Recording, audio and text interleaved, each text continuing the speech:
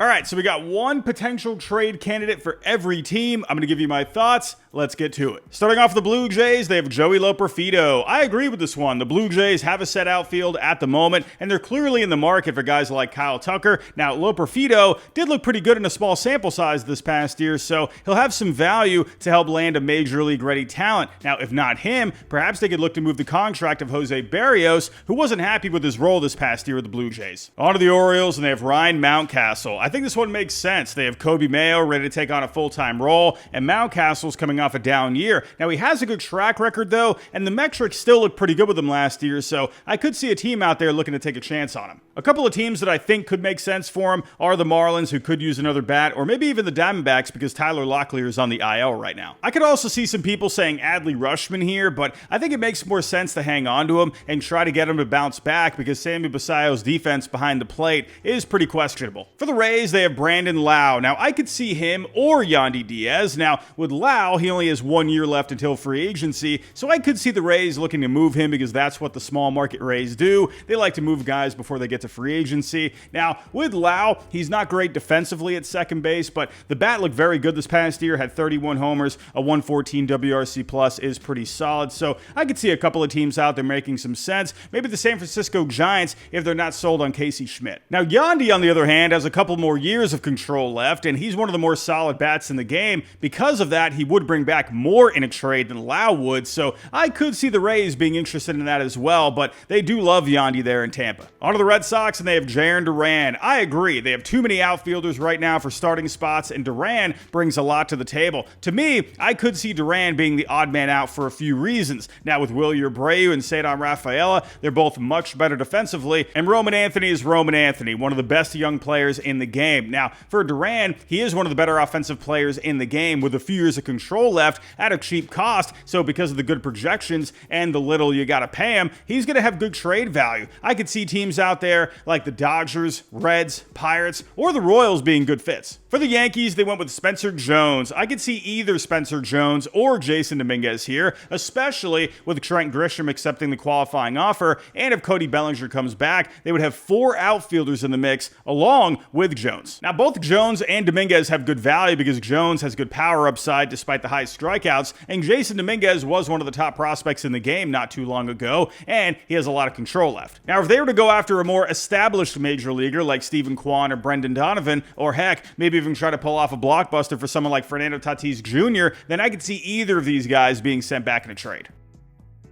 Moving on to the AL Central. For the Guardians, they have Stephen Kwan. I agree, but only in the right kind of trade. The Guardians need offense, so trading away one of their better hitters doesn't make a whole lot of sense to me, unless they got back a bat with more power potential, which they could use more of since they rank near the bottom in slugging percentage this past year, or someone for the rotation, which did rank pretty low this past year. They ranked 19th in starting pitching F4, and with Luis Ortiz, who knows if he's ever going to come back. For the Royals, they have Chris Bubic. Now, do I think he's their best trade chip? No. I think that title belongs to Cole Reagans if he's available. That's a big if, but I do think Bubic is their most realistic. They have a lot of pitching there in Kansas City with Reagans, Waka, Lugo, Noah Cameron, who got called up last year. He showed some good things, and a couple of guys down in AAA that are getting closer to Major League ready, and there's also some options out in free agency they could pursue, and with the Royals, they have shown over the last few years that they're not afraid to spend a couple of bucks. So because of that, I do think Bubic could get moved, but he did have a shoulder injury this past year, and along with only 1 year of control left, that is going to hold his trade value back a little bit. Now, if the Royals really wanted to maximize a return package, then I do wonder if they listen in on Cole Reagans. Now, he did deal with some arm issues last year, but this guy was phenomenal a couple of years ago. He finished in the top 5 in Cy Young voting, and because of the cheap control that he has over the last few years, along with the upside that he has, he would absolutely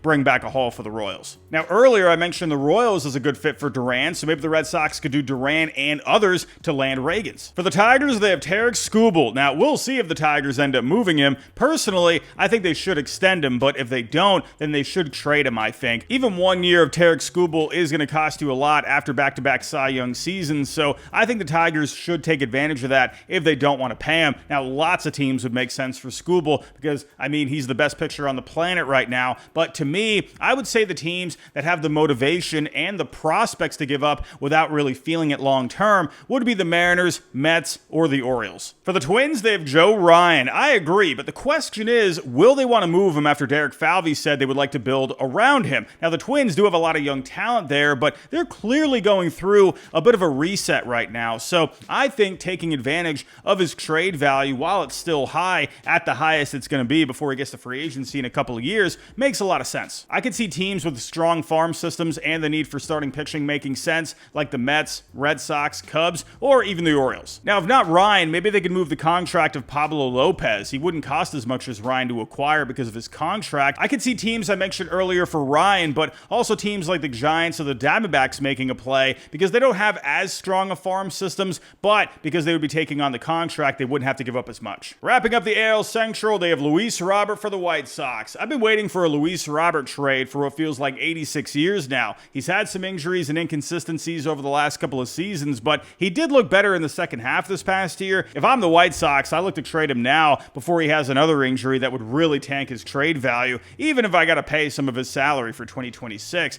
Now, I could see a situation, though, if they do hang on to him and he has a strong first half, then they could move him at the deadline, but that is pretty risky. Some teams that I think could make some sense for him would be the Angels after trading away Taylor Ward. They got back Grayson Rodriguez for Ward, but for Robert, it wouldn't cost nearly as much to acquire him. Maybe the Royals in division, who really need more offense out of their outfield, or maybe the Rays, who could also use more offense out of their outfield, and they are going back to Tropicana this year. Maybe a big name like Luis Robert could make some sense.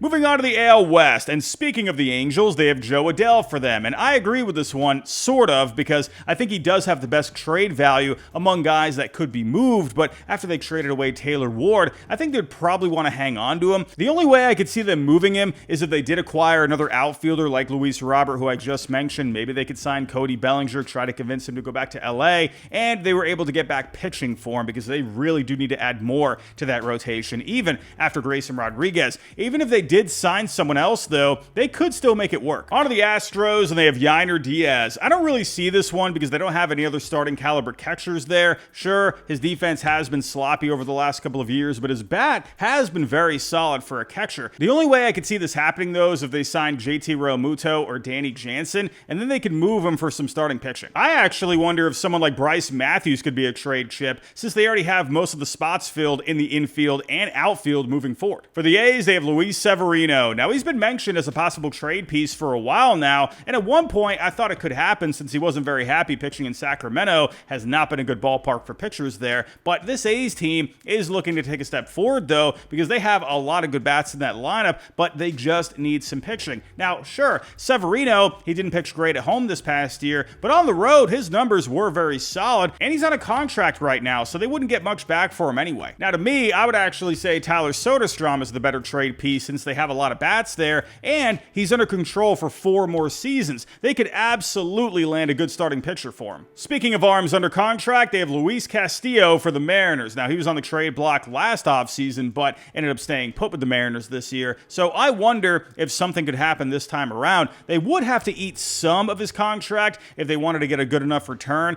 but with the Mariners, they have a lot of starting pitching there, so maybe they could move him. I would actually say Bryce Miller is the better trade piece because he's younger with 4 more years of cheap control, and he's shown some good things in the past. Sure, had a bit of a down season this year. He was dealing with some injuries, but he has a lot of upside. Wrapping up the AL West, they have Josh Young for the Rangers. I agree with this one because they have a lot of guys that could take over at third base there, including one of the top prospects in baseball, Sebastian Walcott. Now, Young has flashed some good things, but injuries have held him back over the last couple of years, but I still think he has a good ceiling, has some pretty decent metrics, and 3 more years of club control, which does give him some pretty decent trade value, so perhaps a change of scenery here could help land the Rangers a pitcher. All right, so before we get into the rest of the video, I want to talk about something I've been having a lot of fun with lately, and that's Arena Club. Now, when it comes to collecting cards, I've always loved the nostalgia behind it. I collected baseball cards as a kid, Pokemon cards, Yu-Gi-Oh cards, heck, even basketball cards. Now, with Arena Club, they basically took the whole experience and made it better because you can buy, sell, trade, and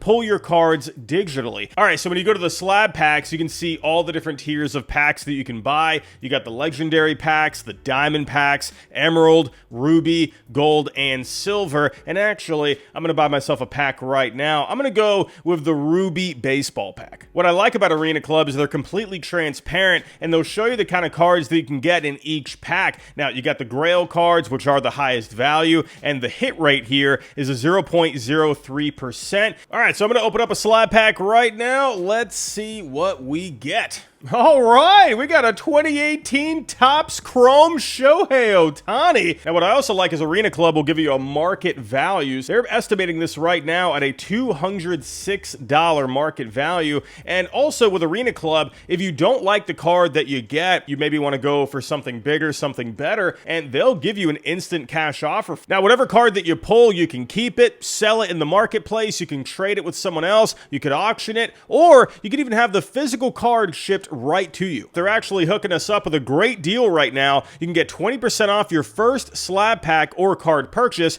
by going to arenaclub.com/hide and using the code HIDE. Go check it out. On to the National League and the NL East. They have Sean Murphy for the Braves. I agree with this one, especially after Drake Baldwin just won Rookie of the Year. They would have to eat some of the $45 million left on his contract to get a good enough return, but there are definitely teams out there that would love to have a veteran like Sean Murphy. A few teams that I think could make sense for him would be the Phillies if JT Realmuto moves on, the Rangers after non-tendering Jonah Heim, or maybe the Angels if they feel like they need an upgrade over Logan O'Hoppe. For the Marlins, they have Edward Cabrera. Now, I personally don't see the Marlins trading any of their pitching unless they got a good bat in return and they signed someone else in free agency. Now, I do think if they traded an arm away, Cabrera would be more likely compared to Sandy, who's on a contract right now and coming off an up and down year. And Cabrera is younger with cheaper control. And with the Marlins, they have shown interest in Michael King, according to reports lately. And if they signed him, maybe they can get a bat for Cabrera, something they could use in the lineup. For the Mets, they have Jeff McNeil. I agree with this one, especially after bringing in Marcus Semien for second base. Now, with McNeil, he has been in the middle of clubhouse tension over the last couple of years. I'm not saying he's the cause of it, but he just so happens to be in the middle of everything going on over there in Queens, so I'm not sure what's going on. So I could see the Mets moving on here, especially after seeing reports that David Stearns is looking to improve the clubhouse chemistry there, and they already have a lot of guys in the fold, especially younger guys. Now, with McNeil, he does have a lot of versatility, so he would make a lot of sense for other teams out there, but teams that could use help in either the outfield or the infield could be the Royals or the Angels. For the Nationals, they have Mackenzie Gore. He definitely seems like a trade candidate since the Nationals are going through a bit of a reset, but I actually wonder if they hold off here because he did have a down second half that could hold back his value a little bit, and Paul Taboni just took over there, so I could see them being patient, but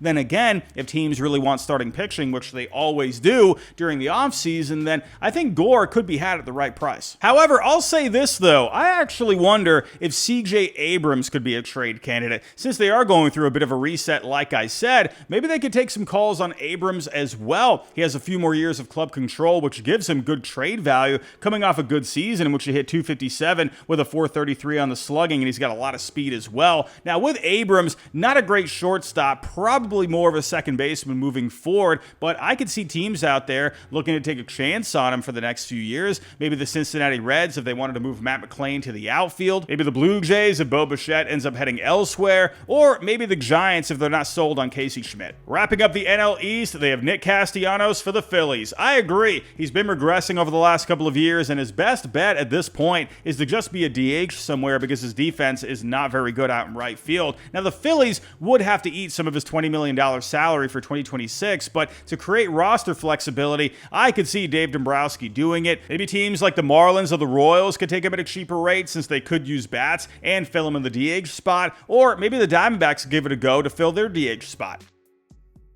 On to the NL Central, starting with the Brewers, and they have Freddie Peralta. I do think he is their best trade chip, but the question is, will they move him? GM Matt Arnold said he envisions having Peralta for next season, but then we got another report that there's concerns over the payroll. On the other hand, he's on a very team-friendly salary at only $8 million per season, so he's not really crippling them by any means, but he does have good trade value, similar to Corbin Burns a couple of years ago, who got them Joey Ortiz and DL Hall. So I could see them moving him because of that, and I think a lot of teams teams out there would make sense for him, including the Astros, Red Sox, or the Mets. On to the Cardinals, and they went with Brendan Donovan. I agree. They're going through a bit of a reset there in St. Louis, and because he's a solid hitter with a ton of versatility, along with 2 years of control left, he's going to have very good trade value. I could see a lot of teams making sense, like the Royals or Guardians because they need more bats, the Mariners because they need more contact in the lineup, maybe the Yankees if Bellinger ends up going elsewhere, or maybe the Red Sox if Alex Bregman goes to another team. On to the Cubs, and they have Nico Hoerner. I don't agree with this one. Now, last year, I could have seen it when they were a possible landing spot for Alex Bregman, but there's no need to trade Hoerner at this point, especially after Kyle Tucker's probably going to go elsewhere. He was one of their best hitters this past year, especially in the second half. Now, if I were the Cubs, I think Javier Assad, who has a few more years of club control left and has shown some good things despite injuries, could be a decent trade chip. Or maybe a younger prospect like Kevin Alcantara or James Triantos, two solid young bats that could help them land an arm for the rotation. For the Pirates, they have Mitch Keller. I agree. I've said it a million times. They need bats there in Pittsburgh, and someone like Keller, who's a good veteran arm, could be expendable because they already have a lot of arms there in Pittsburgh. I think teams like the Mets or the Giants could be good fits because he does give up a decent amount of hard contact, but also gets a good amount of ground balls. So a pitcher-friendly park with a good infield defense, I think would suit him very well. Wrapping up the NL Central, and they went with Hunter Green for the Reds. Now, this one's interesting because why in the world would the Reds trade someone like Hunter Green, one of the best young arms in the game right now? Well, there have been reports that some in the Reds organization think he could have come back sooner from injury this past year, so who knows if there's any sort of friction going on in the organization. Combine that with the fact that they have a lot of pitching there, like Andrew Abbott, Nick Lodolo, Brady Singer, and their first-round pick from 2024 in Chase Burns, so maybe Hunter Green could be expendable here. Now, like I said, he would bring back a lot, and the Reds could use another high-upside, major league-ready bat since they had a lot of issues with the offense last year. Maybe they could trade him to a team that has a lot of bats but need more pitching. Perhaps the Red Sox in a package that could include Jaron Duran or Wilyer Abreu, or maybe the Diamondbacks for something with Ketel Marte. On to the NL West, and speaking of the Diamondbacks, they have Jake McCarthy here. Now, sure, he has shown some things with the bat in the past, and he's a good defender with speed, but after the bad numbers this past year, a negative 0.1 F-WAR, he's not going to have a ton of trade value. If the D-backs really wanted to bring back something of value, then maybe Ketel Marte. There were reports of issues in the clubhouse last year, so perhaps they decide to move on. Maybe they can move him to a team hoping to bring back an arm for the rotation. Maybe they could move him for a package that could include an arm for the rotation, which is looking pretty thin right now. For the Dodgers, they have Dalton Rushing. I think this one makes sense. He's a former top prospect with a lot of upside still, but he's blocked with the Dodgers. They have Will Smith at catcher signed up long-term, Freddie Freeman for another couple of seasons, and, of course, Shohei Ohtani at the DH spot. He has good value still, so unless they move him out to left field, perhaps they could use his value to help land an established outfielder to replace Michael Conforto. For the Giants, they have Josuar Gonzalez. This is an interesting one. He was an international signing this past year, and he put up good numbers in his rookie season at only 18 years old. It's probably going to be at least a few years before he's major league ready, and they already have Willy Adames there in the fold signed up long term, so maybe Gonzalez could be expendable here. They could use some pitching in San Francisco, and if they don't address it through free agency, maybe they could send him to a team going through a bit of a reset. I mentioned the Nationals earlier, so perhaps Gonzalez and others for Mackenzie Gore, or maybe you can call the Minnesota Twins about Joe Ryan or Pablo Lopez. For the Rockies, they have Brenton Doyle. Now, at this point for the Rockies, I think they should look to add for their next window of talent, so I could see them moving Doyle. Now, he showed some good things a couple of years ago with the 2030 season, but those numbers did dip a little bit this past year, only at a 0.4 F-WAR overall. Now, because he's shown some good upside, he still has some decent trade value, and with one of their top prospects, Sterling Thompson, probably coming up soon, I think they could move on from him. I say if they could bring back some pitching, do it. Last but not least, for the Padres, they have Jake Cronenworth. Now, as of right now, he is projected to be their second baseman, and with his versatility, I wonder if they would want to move him at this point because he is on a cheaper contract. Now, because of the length of the contract, they would have to eat some of it to get a good enough return, so I think the Padres would rather hang on to him. Now, Padres fans, don't get mad at me, but I do think their best trade chip is Fernando Tatis Jr. No, I'm not saying they should trade him, and despite their reported payroll issues, I think they should hang on to him. He's a superstar. Why trade a superstar, especially when he's on a pretty team-friendly deal at the moment? The AAV for the contract 14 years, $338 million is below $25 million per year. Now, his salary is going to go up in a couple of years, so maybe you could look into trading him then, but I think right now they should hang on to him. But like I said, he is on a pretty team-friendly contract, and with what he brings to the table, he would bring back an absolute haul. The Padres farm system has been depleted a little bit as of late, and I know the Padres, they've done very well at replenishing the farm system over the last couple of years, but he would bring back a lot of good young talent, both major league ready talent and prospects that can help keep them competitive and replenish that farm system a little bit more. Maybe that's something AJ Preller could be interested in. Probably not, but you never know how the offseason can go, especially when money is involved with an organization. We'll just have to wait and see. But everybody, those are my thoughts. Let me know your thoughts down below in the comments. Which players do you think are the best trade chips for this offseason? Which ones do you think are the most realistic to get moved? Let me know down below in the comments. But everybody, that's all I got for right now. If you can on the way out, hit the like button, subscribe if you're new, and I'll talk to you next time.